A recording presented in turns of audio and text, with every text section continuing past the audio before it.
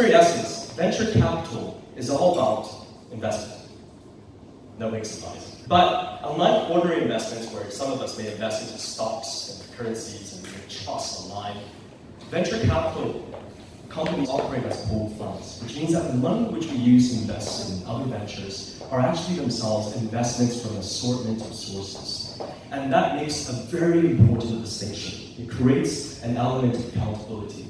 So not only do we have to generate a return from the investments themselves, but usually there is a targeted and expected rate of return, as well as a constant need to be actively managing risk as well.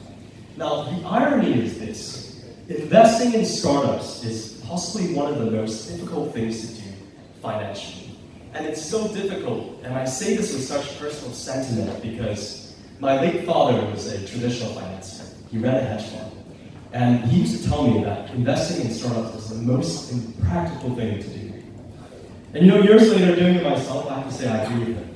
And it's really difficult for two reasons. First of all, when dealing with startups, you deal with an issue known as information asymmetry.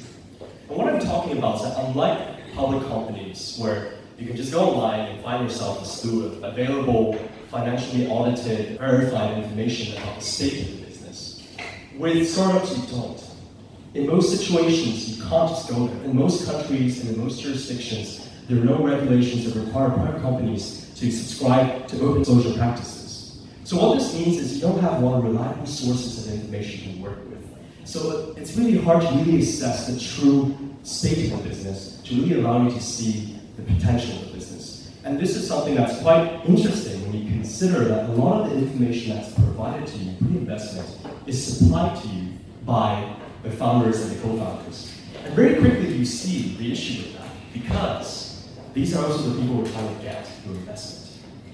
And this is something I've experienced personally. In 2015, our company was approached by a cloud-based data management business. They were asking for a sizable investment. And they gave us a bunch of, we're very well prepared financial statements, a lot of them. And when we looked at it, it was incredible. It was a 2-year-old company, and they were doing well, good revenue. Not only that, clients, sustained clients, long-term clients for 2 years. A lot of them are actually using consistently. What we found out after digging further is that one of the biggest clients that accounted for about 45% of the revenue was actually a company that was incorporated by one of the co-founders.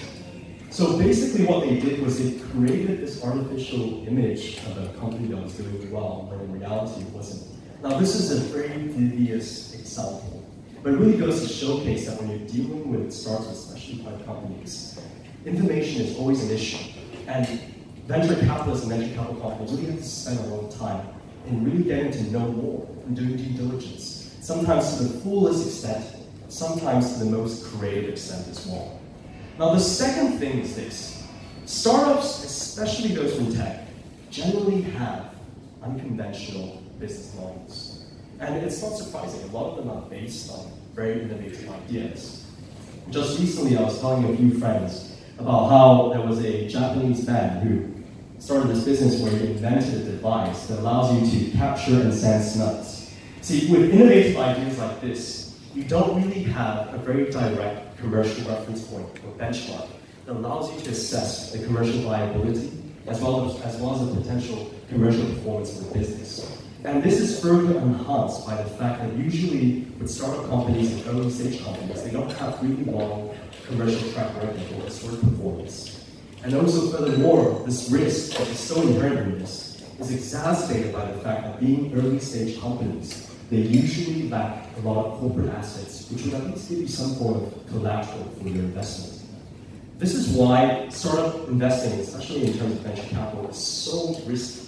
And we always overlook this a lot of times because the media only showcases the success stories. The stories of how, for example, investing in the smartphone or the next app or that kind of thing. And then when we think about these situations, encountering these innovative ideas, we think, oh yeah, if I spotted, I was pitching the idea of a smartphone, I would have invested in it. Whereas in reality, it's actually not that easy. It's a bold step. Because a lot of times when you're dealing with innovative things, they're so risky. And in situations like this, you have to really weigh in whether to take the investment or not. So these two characteristics that I'm talking about tonight really make venture capital and venture capitalism So interesting. Because what it does as an outcome is it makes these investments relational rather than transactional. Let me explain. When you buy a stock, when you buy a property, when you buy a unit trust, that's it. It's a transaction. You do it, and that's it. But most venture capital companies look to develop a long-term relationship with the business. It's almost like a marriage. It starts off where you try and personally get to know the founders, the business inside out. You get involved, you try and guide and advise and help them develop as well over time. And basically try and guide them to achieve your actual growth.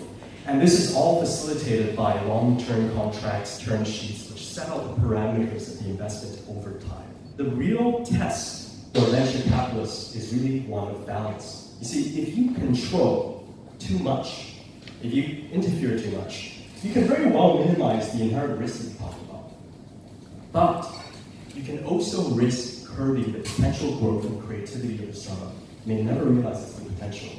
But yet, if you control too little, you're laissez-faire, let them be free, you also risk the security of your investment. So it's really about finding that perfect balance, and that's a true art of venture capitalism itself. And the true utility for entrepreneurs is really understanding the factors at play that really define venture capitalism itself, because it lets us really have a holistic view about business and the factors influencing it.